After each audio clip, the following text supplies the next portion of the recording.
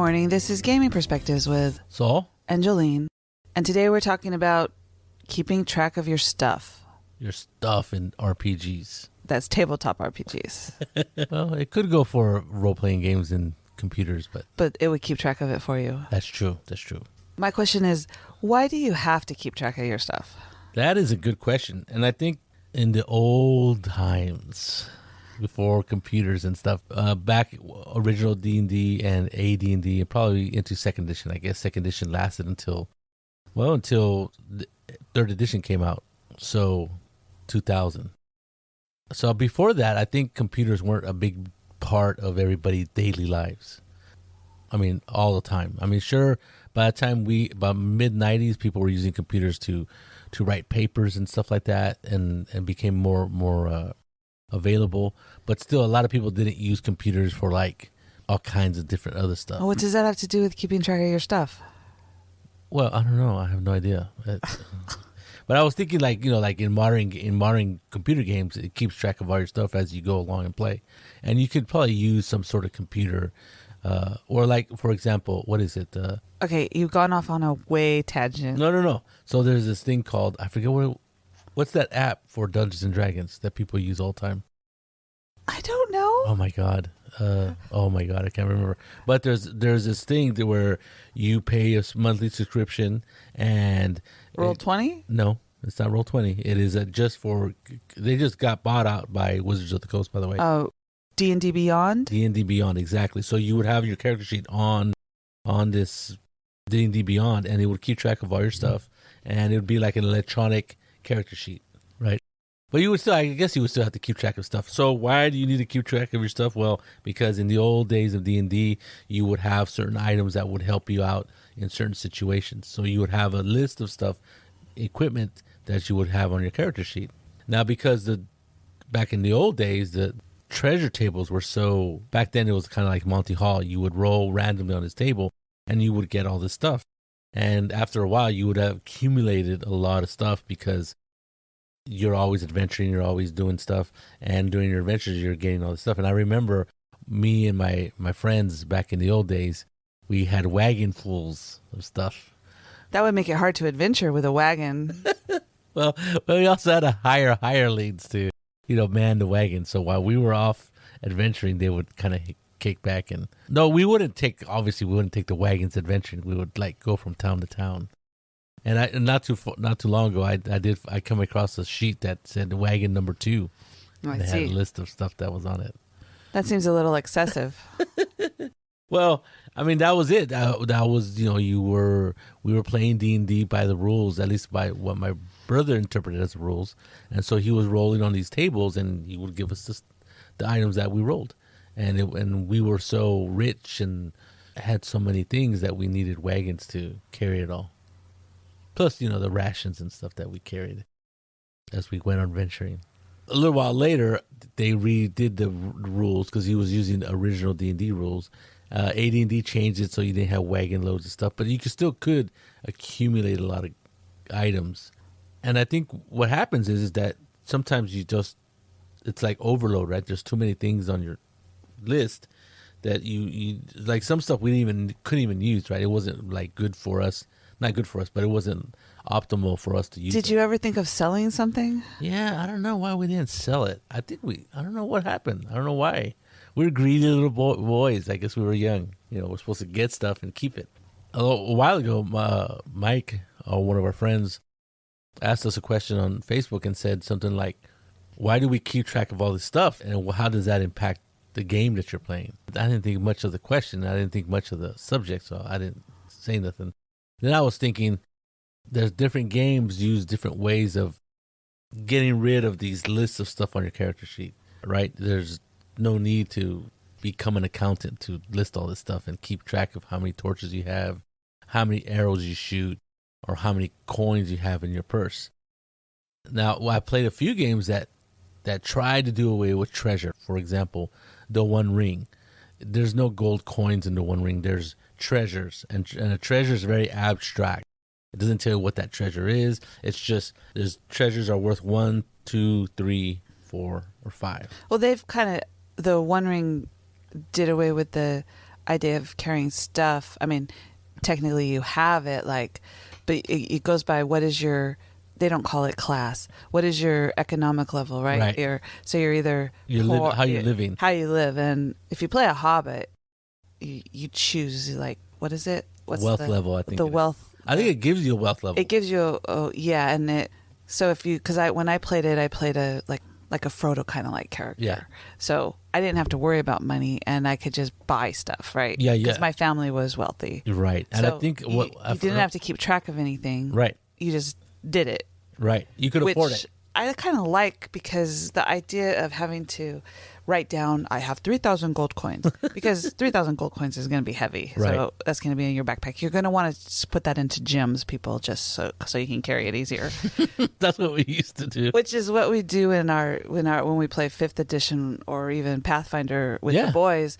Is they're smart enough to know that you can't carry, because they go like, well, that's going to weigh a lot. I can't 50 carry pounds. that. I forget what it is. So they go, okay, we'll just go to the shop and exchange it to whatever bank you have in a town, right? A big town, and you'd exchange it for gems, right? Banks, yeah. And then you can just sew the gems into your clothes, and you don't have to worry about it. I think they just put them in their pouches.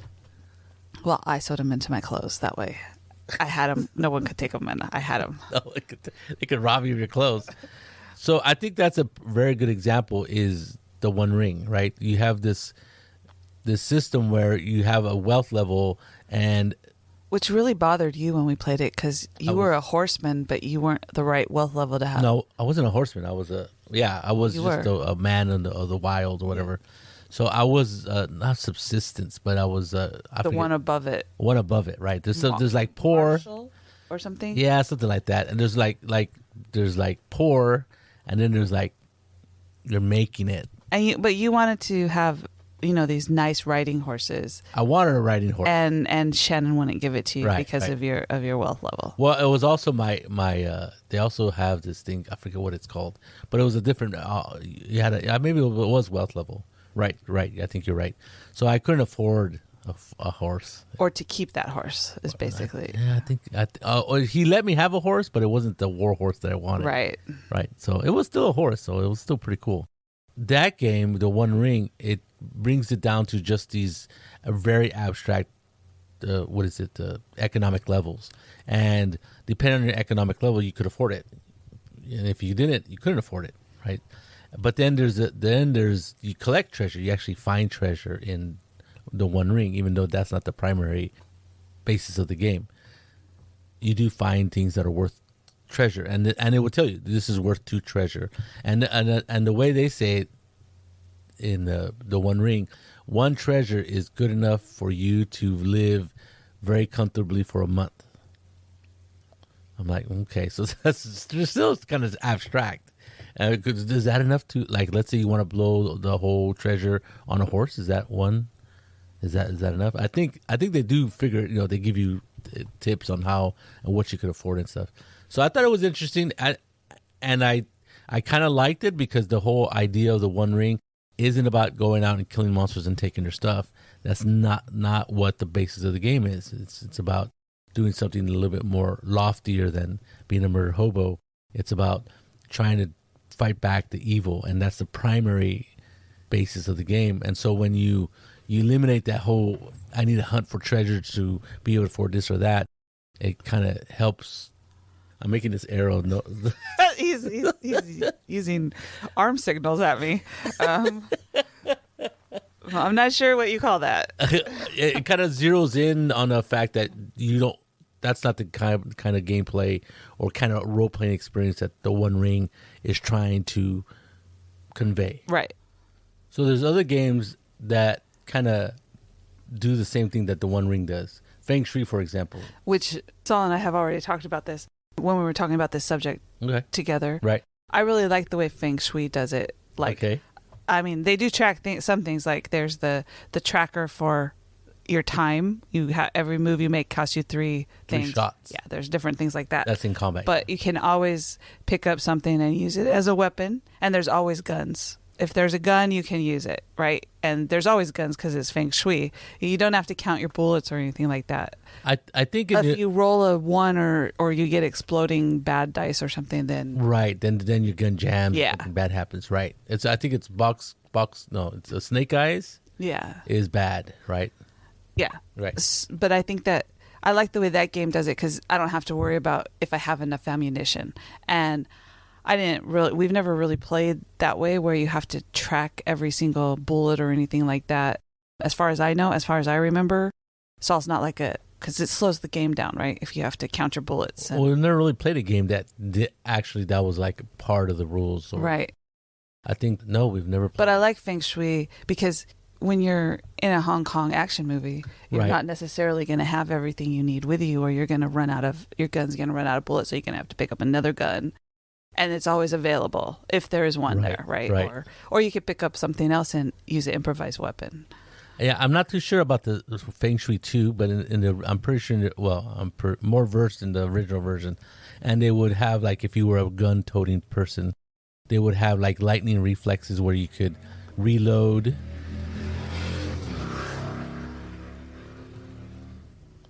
Goddamn motorcycle. Okay, so there's lightning reflexes, which allowed you to reload your pistol because there is a number of rounds inside your gun, like 8, 10, 16, whatever it was, and you would have to reload. It would take you 3 shots to reload.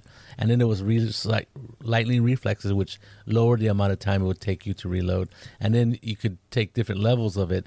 And then there was, I think it was lightning reflexes 3, which allowed you to reload without any shots. And that had to be like one of your shtick. That was part of your shtick. Yeah.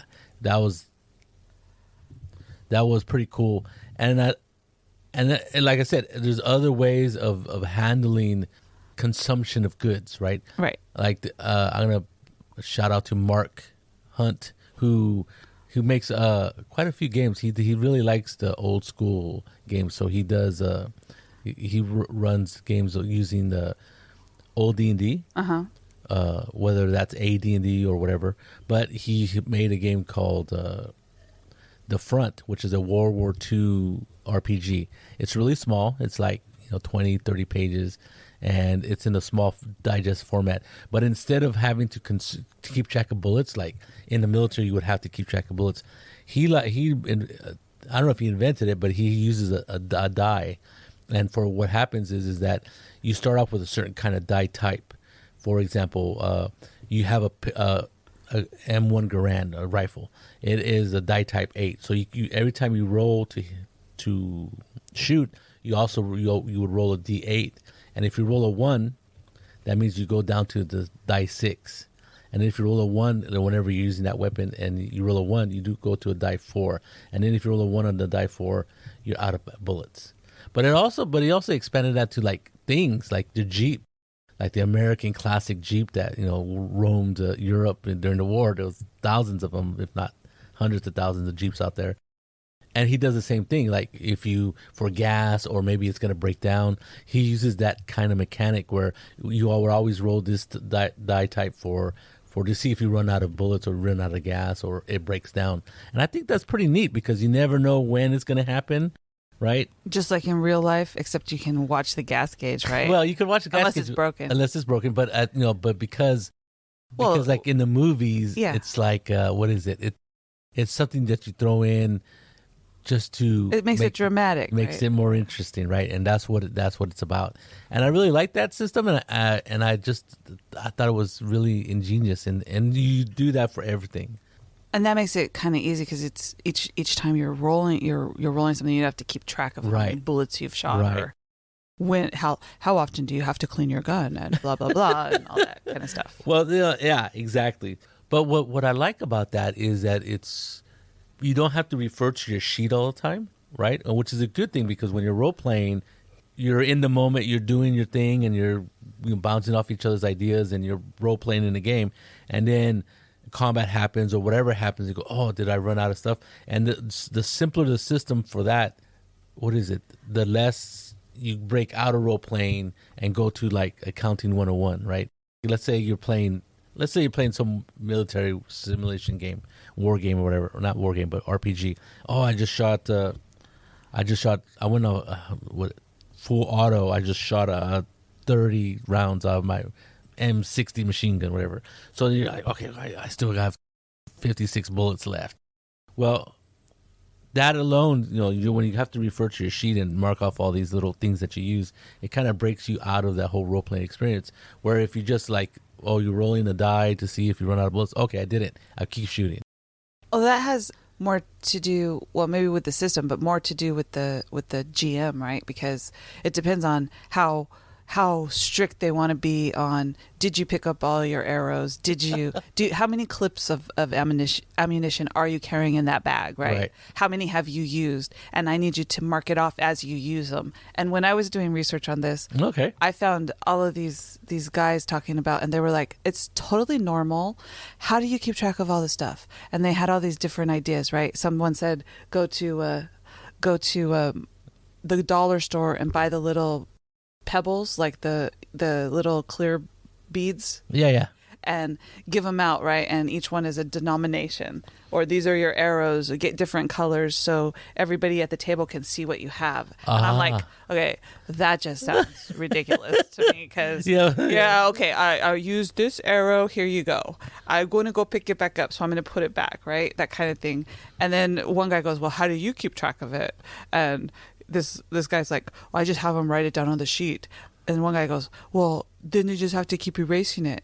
Well, big deal. And I'm like going, okay. So, and then one guy goes, you guys are crazy. All I do is at the end of the session, you go, so just mark off on your sheet what you used, what you don't have anymore, how much money you've received, right? Which is usually what we do when we play D&D with the kids, right? At the end, you got everybody. When you get paid for the job, right, you get 3,000 gold, and you're splitting it between 7 people, right? So then Steve will say everybody has this amount. Oh yeah, the gold anyway. Yeah. I don't think I really go into expenditures of arrows, or I just make you buy more arrows. No, right? You don't. That's what I'm saying. It depends on the GM, right? Because there's some GMs who obviously are very into keeping track of your stuff, and they're concerned that you've shot your 20 arrows. Why are you still shooting? Right. Well, there's that. You don't have an endless quiver of arrows, and I think that's unless you actually have an endless quiver. Well, unless you have a magic bow or something like that, or a magic quiver. But it's a different kind of thing. But I think, and I told you this before, if you're going to keep track of everything that everybody has, you're going to slow the game down. Right. Especially when it comes to how many bullets were shot. Then someone has to go, and inevitably someone's going to go, oh, I just remembered last time I used that one, so I really didn't have those bullets, so I couldn't have done that. Right, that does happen. And then that just slows down the whole game for like 15 minutes, unless the GM goes, don't worry about it, just, you're fine. I think, okay, so you're kind of referencing D&D in a sense, because D&D doesn't, I guess you're supposed to keep track of stuff in D&D, obviously. I mean, this is just the way it normally Well, everything, like Shadowrun too, because the boys are like to read and figure out what the rules say, right? And then Ian wants to do it the way the rules are written, right. because that helps him to feel like he's in control. So he wants to know, where is your ammunition? Which bag is it in? How much have you used? And that kind of stuff. So they talk amongst themselves. Right. They don't usually do that in game unless like someone can't stand it. I know you don't have that, right? And didn't you sell that thing, or? Yeah. And then there's this whole 20-minute conversation between the players going, and that's just between the players. That has nothing to do with the GM, because he's not keeping track of your stuff in Shadowrun. No way. So I think what happens is that comes from players wanting to be fair, right? Yeah. And they don't want another player / character have some advantage that they shouldn't have, because, well, the boys, okay, so we have 3 boys who play with us. Well, they're not boys anymore, they're young men, but they're very competitive. They've always always have been ever since they could talk, right? And one of them is older than the others, right? But the other 2 are my son and my friend's son are 2 days apart. And then their oldest child is 3 years older. It's 3 years older. But now they're in their early. The boys are going to turn 19 this month, so. And the oldest of the 3 is 21, 22. 22. 22. Now. He's going to be 23. So there's always been that competition, and my son has always wanted not to take any crap from the older son. Now the one that's 2 days younger than him, Alan, he's pretty much a milquetoast kind, not milquetoast, but he's easygoing, right? He'll go along with it. Just let it go. Yeah, he'll go whatever. But the other two, have always and they've gotten much better, but they've always butted heads. And those two are the ones that will say, "Hey, didn't you use up all your rockets on the last game or whatever it is?" Right? And I think that's a certain dynamic that just exists between them. But it does highlight the fact that some games. Some games want you to keep track of all these things and not have unlimited ammo. Well, and not just the games, but the people sitting around your table that you're playing with. There's going to be different personalities, right? So some people are going to be very, very. They either want to stay by the rules and make sure nobody has any advantages, or that's the way they grew up doing it, right? Their GM or dungeon master was like strict, right? You only get this much, and once you use it, it's gone, kind of thing. Then you have to go fill up your supplies again, kind of thing. I think that was kind of the way I ran it. You guys would use up supplies. I go, you shot a lot of arrows. Maybe some of them you get back, but you probably need to buy some more stuff. Yeah. And what happened then was after a while, I would just start saying, you know what? I don't want to count rations. I don't want to count arrows and all that stuff or stuff to fix your weapons because, they're going to get dinged. How about, I'll just charge you. And this amount of money would go up as the characters got higher levels. This wasn't with us. Yeah. I would just charge you all. You know what? That's 10 gold for upkeep. Or I remember you saying that when you go into town, yes, that's what is everybody doing, right? And everybody would always go, well there's the shopping spree. There's the shopping to make sure, and then before you leave town, you always make sure you have enough rations and everything because we had gotten stuck in the middle of nowhere with nothing, right? Yes, and you need heavy blankets and stuff because you guys are not from the winter area. Yes. Yeah. So, and toward the end, I just say, you know what? I'm just going to charge you 10 gold for repairing all your stuff and replacing mark it off arrows. your sheet. That's what he would say. Mark it off your sheet. So I would require you guys to keep track of your gold. Yes. Yeah. What Mike was saying, I think Mike was trying to ask really was how does that impact the game? How does that impact the flow of the role-playing game? So I think a lot of games now and instead of becoming an accounting RPG, they want you just to role-play and not have that counting aspect become a detriment to role-playing in a certain sense. I totally agree because I think Mike was specifically talking about arrows, remember? Because he was talking about arrows. And it sticks in my head because I've heard these conversations, right? But I think there's two ways you can look at that, right? And we've talked about this before we did this episode. I was saying that the more you have to slow down, and combat always slows down the game anyway. Yes. But if you literally have to slow it down so much that because somebody goes, I don't remember on the last time I forgot to mark off which arrows I picked up and which arrows I didn't. And I'm like going, okay, I'm checking out for 5 minutes while you people figure this out because this is no fun to me. Right. Because I do accounting all the time and I don't need to count beans for you. For fun. And so it depends on how slow you want it, how much you want to slow down your role playing, right? Right. Do you want and Saul will just go, don't really worry about it. Just figure out how many arrows you have, and once you run out of them, stop shooting. Yeah, you're right. I mean, sometimes it doesn't really matter. I agree in that sense that if it really doesn't matter and you guys have plenty of money, then you probably would buy new arrows, even though you forgot to tell me you bought new arrows. Hence why, after a while, toward the very end, I just start charging you guys at $10 for all your arrows and fixing stuff. But obviously when they went to town, they wanted special stuff, and that's what I would tell them. And that's another thing is that I would say, in most of my games, when I run at conventions or when I run at home, I say you're gonna have what it takes to do whatever your character does. Right? If you're a thief, you're gonna have thieves picking tools and all this other stuff. If you're a swordsman, you're gonna have a sword.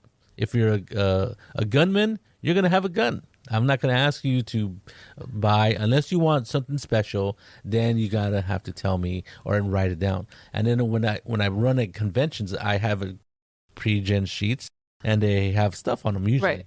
And I say, well, if there's anything that you think you want to take before the game, before the game starts, or before the adventure starts, or before they get out of town, wherever the situation is. And unless they want, well, like let's say they, we're playing in alien game. Oh, I want a rocket launcher. Well, there's no rocket launchers in the there's limited in the supplies. hold, right? Yeah. But let's say you want, what can I have as a weapon, right? But you could find that flame thrower. Well, that would be pretty tough. Where would you find a flamethrower? But the person says, "Oh, I want a gun." Well, there's no gun. You can't have a gun in space. You blow a hole in the thing. So I want a weapon of some sort. Oh, okay, what kind of weapon do you want? I'll take the wrench. Yeah, they'll say, "Oh, what can I have a heavy wrench?" Okay, you can put that on the character sheet if there's not one on there. And that's the way I usually run, because some people are very inventive and they can come up with stuff. And that's what I tell them. I go, look, your character sheets, there's stuff on them. If you want anything out of the ordinary, ask me. And then if I say it's okay, write it down. Or let's say there's just stuff that you want. Like, for example, let's say we're playing D&D. Oh, I want a 10-foot pole. Okay, write it down. It's not on your character sheet because I didn't put it on there. But it might be an important accessory that you need. Or you could, and some people are very inventive. Well, right. A lot of people are very inventive. 99% of role players can think outside the box, and they can think something to do with that 10-foot pole other than like feel around for traps, right? People come up with all kinds of. Well, yeah, a 10-foot pole could come in handy. What if you need to pole vault? Pole vault, or stick it in a pit and have somebody climb out instead of having to undo the rope and redo the rope. Something really quick, right? And people come up with like ball bearings. I go, what would you want the ball bearings for? And people they'll tell you. Yeah, they'll tell you, or they'll use them. And I'm like, I never thought about that. Like they want to know if the floor slants a certain way. Well, also Saul does this thing when you get into town, either in the middle of an adventure or you're like going there it's on your way. And the boys used to love it because he would go, okay, you have, 36 hours. What are you doing? And then they would go, and Ian would always go, I want to go to the magic shop and I want to see if I can buy this. And I'd go, well, we need some more healing potions, so I'll go with you. And then we would go through the whole role playing of doing it, right? And there were two different ways you could do it, right? It added flavor to the game, and it helped to teach the boys to role play stuff out, right? Yeah, interactive so stuff. Then Saul could be funny with his characters of whoever the magician is. The non-player characters. And, that kind of thing to make it more, I don't want to say realistic, but more immersive, right? Right. You're in town. It's not just, okay, you get a room at the inn. Do you want, and then I always tell the boys, we need to take baths. So let's do that, right? Because you've been out traveling in the wild. Yes. And so it gives it more flavor, right? It gives the role playing aspect a chance. And that kind of helped them to so then now when we go to town, they do the same things. They're all older, but they have that idea that when you get to town, there's different things you can do. Everybody goes off and scatters. There's all kinds of weird things. Well, remember Kathy was an entertainer, right? Yes. And so she, entertainer gladiator, right? So she put on some show, and then Augustine had this idea of selling chairs to sit down and enjoy the show. Or he became her agent, right? For a little while. Him and Alan, they go, well, we have this entertainer. We want 10% or half of the booze you make. And they're like, no way.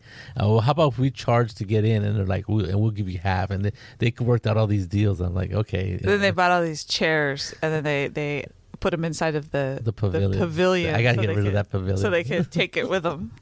Yeah, but it adds flavor to the game, right? And it adds silly stuff that makes it fun for well, and it rounds off their character, right? Yeah. Their personality and stuff. Obviously Augustine's character was greedy beyond measure, and so any way he can make a buck was important to him. And Alan just went along with anything. And Kathy was really into, making sure that her character was viewed as an entertainer, not just a swordsman or it was important to her. Yeah. So those are pretty interesting things that happen. I think we kind of got away from counting, but I think it's a result of having money and being able to spend that money, and also a way of making money, right? Because I was talking about buying arrows, right? So, but they went into town, and not only did they spend money, but they try to make money, right, off of these. And then there was never was there a bard in the group? No, I don't think so. No, because nobody ever tried to make money singing and telling tales. It's kind of hard with the boys. They weren't really into. They couldn't. I don't think that was a character they wanted to play. Right. No, I agree. It's a very tough character indeed.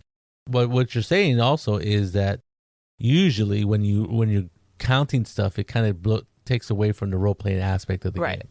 And in this case, we're talking about accumulating wealth and spending it, even though it takes away. It doesn't. In this case, when you go to town and spend your money, it wasn't taken away from role playing. It wasn't like, oh, I'm just going to go to the store, buy 10 arrows, boom. They would actually role play going to the store. Now, I know a lot of people hate that, and I don't necessarily hate it, but they hate the shopping spree. Like, I've seen actual plays where somebody would go into town, and some of the players would love it, right? They go, oh, I got all this gold, blah, blah, blah. I'm going to go to do this. And one guy goes, that's it. Another shopping. I'm out, and he goes, I'm out of here for the next 10, 20 minutes, right? And so I think it's funny. I like it because the players like it, right? Well, yeah, and I think you made it fun for the boys too, but it also helped to teach them that, you can't afford that sword, right? You need to get more. You don't have enough money to buy that, right? Or what is it that you really need to take with you as you're going out to? What do you need, right? That kind of thing. And that helped them to understand that you have to carry everything that you have and that was another thing. How much does it weigh, right? That kind of thing. So you have to have your backpack. Will your backpack hold that? What's in your backpack? So it was a lot of teaching them that, right? Yeah. Which kind of helped them now when they come across different kinds of things, they think about, what would I do? How would I do this? Do I have enough stuff to do it? That kind of thing. And it helps with the role-playing aspect of it because they're actually thinking different things. They're not like, Saul was never, you have to count each arrow kind of thing, because that would have they would have done that too. Yeah, I mean, I think every once in a while I say, how many arrows have you shot? Because sometimes the battle would extend quite a bit. Yeah. For some reason, I always picture Steve going, oh, yeah, I don't have enough for that. But I think they all did it to a certain extent, or they would all forget. But there were not a lot of arrow shooters. No. There were a lot of hand-to-hand combat guys. I have my sword and my axe. The only thing was maybe spells, but they weren't all spell throwers. The only one who threw spells was you and Ian, right? Yeah. So I think counting stuff is important, and it depends on the game, right? Like in D&D and in most RPG, I don't think it matters. And so you can use whatever system or count beads or ignore the beads and say you have enough stuff, unless it becomes a really ridiculous, like this is like the 100th arrow you shot. Until it gets to that level. They don't have a wagon, right? Not yet. Not yet. I think in those games, I think you could pretty much forgo or have some system that makes it less intrusive on the role playing to keep track of that stuff if you want to keep track of it. Or like I said, there's different systems. Like you could just say, well, unless it gets like really ridiculous how much stuff you're using. Like let's say they're trying to cross a chasm that's 300 feet wide. Oh, I have my rope in my backpack. Well, you have 300 feet of rope? I mean, the most I'd say is 100 feet, right? That's usually 100 feet of rope is the standard. So things like that I would question. But in other games, it does matter, right? If it's a scarcity type of game, like if it's post-apocalyptic and you're counting cans of dog food that you're going to eat or whatever it is, like Mad Max or gasoline or even bullets, because in the post-apocalyptic world, there's probably not too many resources, ammo, limited. Gun manufacturing places. So you're counting every bullet. Maybe with some war type simulation games, you count the bullets or you count the clips and stuff like that. And even then, some of those games, like I recently bought this game called Ghost Ops, which is basically like a special forces type of game where they go in and do stuff, and they abstract clips of ammo, right? They go like, they do it, even though it's you're only supposed to carry a certain amount of, you can't carry everything that you want or a bunch of stuff because you can't. It's too bulky. And noisy. And stuff like that. So I think depending on the game, some games really want you to count all these things. For example, I mentioned Ghost Ops, and I mentioned almost any post-apocalyptic world, a post-apocalyptic setting from Twilight 2000, Aftermath, even though that's a very old game. But, where things are very scarce. Wasn't going to go for that. But there's a game called Torchbearer, which does it for dungeons. and in that case, the character sheet actually has slots for everything, right? So you have certain slots in your backpack, you have a certain amount of slots in your arms and in your waist, right, where you can carry. Yeah. And once you put something there, you can't once the you area can't change it. Right. Not you can change it. Once you put something down, it fills up that slot. And once those slots are filled, you can't carry anymore in that area. So what happens is it becomes this game of deciding whether you want to keep delving into this dungeon or you want to turn back and go back to town and reap your rewards of your dungeon delving. And what happens is in the party, and then there's all kinds of rules about getting tired and light sources and stuff like that. Yeah. And I'm not sure I would like to do that, but people love that game, and people really think that it's like an homage to old D&D, and it's a mix of the old game with a different type of. It uses Burning Wheel, which is the same game system that is in Mouse Guard, and so this one supposedly is a little bit more complex than Mouse Guard, but not as complex as some other game. I forgot what it was, but it uses Burning Wheel. It's a really weird system, but people really like it, and they like it because of the nitty gritty of this counting arrows, of counting torches, because of light sources, because you're going underground, and you're also the other source limited resources is you get tired, right? And so you are always looking at, well, there's more riches down there, but do I want to risk going down there and getting tired enough that I'm not going to make it out? So that's a very interesting game. I've never played it. I've only seen it on, being played on actual plays. One of my friends, Sean Nittner, he loves that game and ran a couple. He's written a couple like adventures for it. It all depends on the type of game you're playing. I would say for the most part, I'd rather have role playing happen instead of stopping and saying, "Oh, do I have enough arrows?" Okay, no, it doesn't really matter in my opinion. I'd rather have people role play and stay in a role playing frame of mind than have to stop and go, well, let me look at my character sheet real quick to see if I have those last 2 arrows or whatever it is, or 2 bullets in my gun. Unless it dramatically matters, right? Unless it dramatically matters. Well, and I think like you were talking about the ghost ops, and right. I think about I'm pointing at the book. Sorry. Yeah, you see it. I think about movies that you see, right, where the people, when they do run out of ammo in their gun, they put it down and they pick up somebody's gun that they just killed that still has ammo, right? Hopefully. And when I watch those kind of movies, I'm always thinking, well, what do they have? How much did they shoot? What do they have left, right?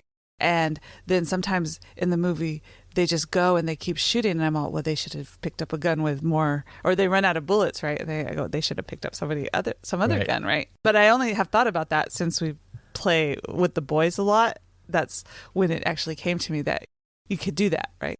Well, there's all kinds of movies that kind of happens, right? Where like, usually when they're chasing some bad guy, right? And it's happened in like modern movies where the person has like a machine. A semi-automatic weapon or whatever, and they're shooting, and then they drop it because it's out of bullets, and they don't have time to reload, or they don't have the reloads, and they just pick up maybe the dead guy's gun. But sometimes every once in a while for the dramatic scenes, it doesn't have any bullets, right? Right. Another probably one of the best scenes I've ever seen best movie that I've ever seen was Last of the Mohicans. Where they're chasing, the Mogby, I want to say the evil one, but the bad Native American, as they're racing to save the girl, and they're shooting and they're muskets, right? So they take forever to reload, right? So they shoot their muskets and they kill somebody. They just pick up the gun that the guy had that they just killed, and they just keep running. And I'm getting goosebumps just thinking about that scene because it's so dramatic, right? They're really trying to go and save this. Well, one is chasing the guy, and then they're chasing their son and their brother. And it's like super, what do you call it, tense, and it's super action-orientated. And then that's the kind of stuff that I'm talking about, where you're just like running and grabbing stuff and hoping that the people didn't shoot before you killed them. Well, with a musket, that's the... Right. Yeah. Or they I think one time... One of them grabs a musket, slings it over his shoulder, and he's reloading his own musket. Yes. And then he's able to shoot, and then he throws that down and shoots the one that he has over his shoulder. So all kinds of exciting stuff can happen in those sense where there's limited shots or scarcity of stuff. So I think those are different games, and I think in those games, They could also be fun too. There's I'm not saying that you have counting bullets and stuff is not a fun game, but it depends on the setting and it depends on the type of game that you're running. Well, and if you're playing with people that really are into keeping track of everything, right? You've got the mat out on the table, everybody's figures are out, and everybody has either their computer, their tablet, or their piece of paper in front of them, and they're going, okay, I only have 6 bullets left, or I only have 6 arrows left. Right. I dropped my sword back there, that kind of thing, right?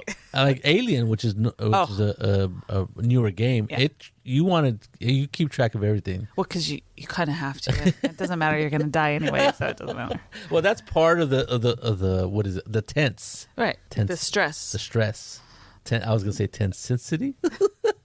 Well, no, because it's the stress mechanic, right? Well, no, I'm just talking about your stress not because of the stress mechanic, though that does add to the overall crap type of feeling, but the fact that you have a gun that maybe has, let's say it's a nice gun, it has 7 bullets. Or it's a flare gun. Or, well, let's say it's a real gun and it has 7 bullets, and you just shot 4 into this alien and it didn't do anything. Didn't do much. So you're like, oh, okay. But I need something else. I need a bigger gun.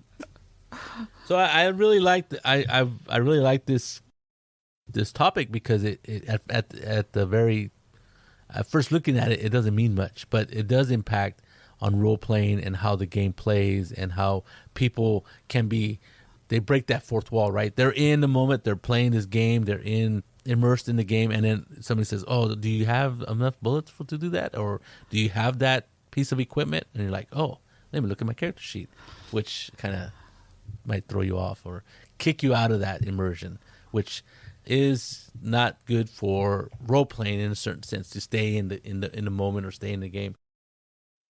But other games, because of the setting, I think it's important to keep track of everything that you have and don't have. So it's basically dependent on the game you're playing. Depends on the game and depends on the DM, right? GM. Yeah. How they want to play it. And I think either way is okay if you like, depending on what game you're playing. If you have to keep track of stuff, if I have to keep track of stuff, then you're not going to run that game. I'm like, how many bullets? Why do I have to know how many bullets I have? I mean, come on. I mean, I can understand the reason, but do I want to do that during I shot 2 bullets, mark it off, and then so it's going to make it less exciting for me to have to mark off those bullets. About immersion. But other people might go, okay, I shot 2 bullets. That means I only have 4. Okay, let's go. Yeah. So their tension goes up, right? Their tension goes up, and then they're having a lot more fun because they're worried. They're excited about stuff, right? So it depends on you, the game, and the GM. And the players. Right. So there's all these kinds of factors that depend on whether you want to really count this stuff or let it slide with some sort of other mechanic that you either come up. And there's other, like you said, there's other people out there who come up with these ideas of beads or don't worry about it. And every time there's someone who comes up with a way to keep track of something, there's a reason why they did that, I'm sure. Right. Which probably has to do with some player at their table, right? Or some kind of thing that they experienced. Right. So. Like you said, you could just mark it off on a piece of paper, like little hash marks. So some people have done that, but other people they get really into it, and so instead of having just glass beads, like I remember playing in a not feng shui, it was Deadlands, and they actually gave you shotgun shells. Right, for the bullets, and I'm like, oh, okay. So you just, and then you're always tossing all these shotgun shells into this bucket in the middle of the thing. I thought it was pretty funny. It was pretty cool, and it was kind of neat. But anyway, and it was game specific. Yeah, right? Yeah, and it was kind of in the whole idea of it was in the game, kind of relevant to the game. So there you go. There's a bunch of ideas for keeping track of your stuff.